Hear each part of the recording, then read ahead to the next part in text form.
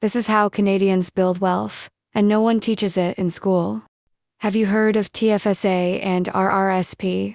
If you're earning around $70,000 a year and don't know where to start, this video will change how you think about money.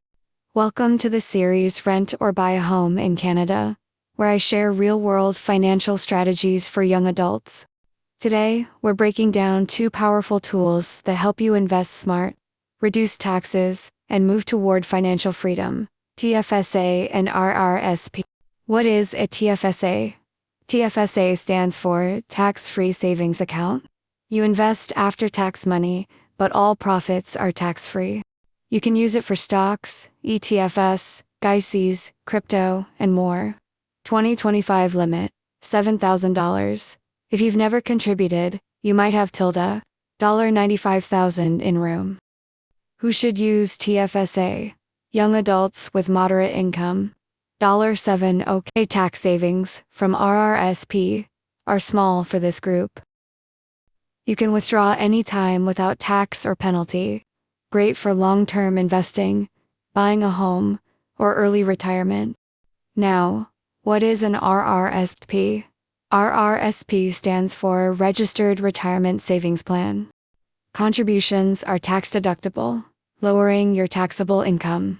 But when you withdraw, you pay taxes based on your income at that time. Limit, 18% of last year's income, up to $31,560 for 2025. Who should use RRSP? People earning more $100K plus, since they benefit more from tax deductions. But if you use the home buyer's plan, you must repay what you withdrew within 15 years. Quick comparison. TFSA, no tax when investing or withdrawing. RRSP, no tax when investing, but taxed when withdrawing. TFSA uses after-tax money. RRSP uses pre-tax. TFSA is flexible for withdrawals.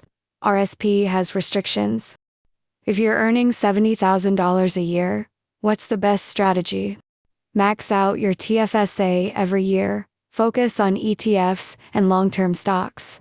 If you have extra or want to save on taxes, start a small RRSP, especially if you plan to use the homebuyer's plan.